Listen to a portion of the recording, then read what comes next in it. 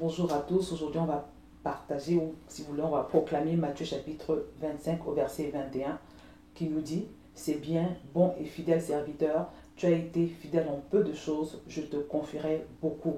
Viens partager la joie de ton maître. En fait, alors ce passage nous parle de la fidélité dans le service. Et bien aimé, c'est une notion tellement importante parce qu'on voit beaucoup de gens qui servent le Seigneur, qui commencent très bien, mais qui finissent mal. Ou alors, on peut aussi parfois voir des personnes qui donnent vraiment beaucoup dans ce qu'elles font pour le Seigneur, mais leur travail n'a pas de fruits.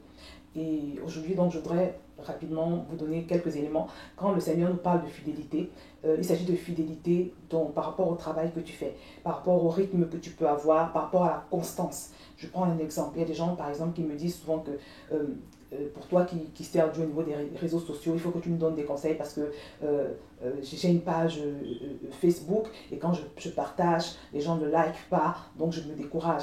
Ça, c'est le genre de réflexion vraiment à ne pas avoir parce que quand tu fais ce genre de choses, il faut toujours garder à l'esprit que ce qui compte, c'est que les gens reçoivent ton message. Ce qui compte, c'est que les gens lisent ton message.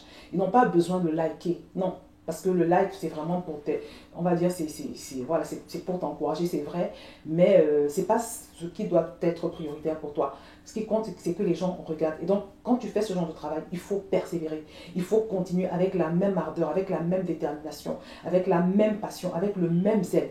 Et, et pendant que tu manifestes ce zèle, tu vas voir que progressivement, ta page va grandir. C'est-à-dire, tu vas voir que si c'est une chaîne YouTube par exemple, tu vas voir que progressivement, les gens vont s'ajouter, les abonnés vont s'ajouter, et c'est comme ça. Parce que le Seigneur il va regarder déjà comment est-ce que tu traites, alors ou bien comment est-ce que tu gères ta page avec le peu d'abonnés que tu as. Et c'est en fonction de comment est-ce que tu gères cela qu'il va augmenter. Parce que n'oublie pas que c'est le Saint-Esprit qui fait croître. Et quand on parle de fidélité également, c'est fidélité dans l'écoute de ce que le Saint-Esprit te dit de faire. Parce que quand on sert le Seigneur, c'est le Saint-Esprit qui est le chef, c'est le Saint-Esprit qui est le maître, c'est lui qui donne les instructions, c'est lui qui te donne le détail de comment est-ce que ton service doit se dérouler. Et il faut que tu l'écoutes. Moi, je vois des gens, par exemple, qui commencent à faire des choses que effectivement le Seigneur leur a demandé de faire, mais ils commencent trop tôt. Par exemple, tu viens juste de créer ta chaîne YouTube, tu n'as même pas encore 100 abonnés, et puis tu commences déjà à vouloir, par exemple, vendre des formations. C'est pas cohérent. Moi, je trouve que quelqu'un comme ça, c'est quelqu'un qui s'avance trop vite. Quelqu'un aussi, par exemple, que les gens ne connaissent pas encore, tu n'as pas encore fait tes preuves, on ne sait pas encore qui tu es, mais tu es déjà en train de vouloir vendre des choses, et c'est tout le monde qui se lance là-dedans maintenant. Donc il y a comme une sorte de mimétisme, et ça, ce n'est pas bien. Parce que même si effectivement tu es rempli d'onction, même si effectivement Dieu t'appelle à cette œuvre, le fait de faire quelque chose avant le temps de Dieu, c'est une désobéissance, c'est une infidélité, et Dieu ne va pas faire prospérer ton travail. Et la fidélité, c'est aussi au niveau de l'intégrité. Il faut que tu sois intègre. Il faut vraiment que tu sois intègre, que tu gardes des valeurs de Dieu comme l'humilité.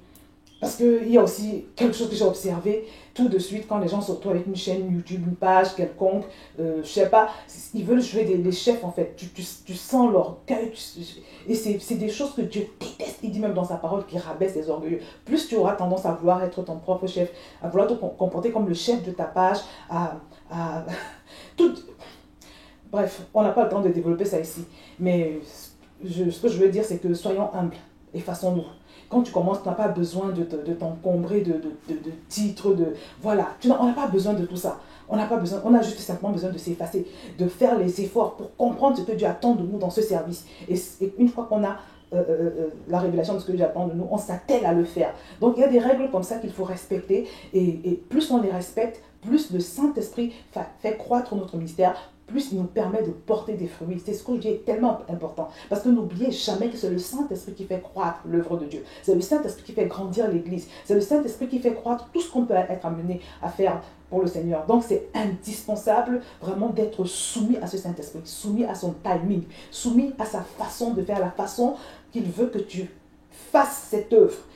Et vraiment de développer toutes les valeurs de Dieu, c'est-à-dire le fruit de l'esprit, l'humilité, la maîtrise de soi, vraiment rester calme, vraiment, et se faire petit devant le Seigneur.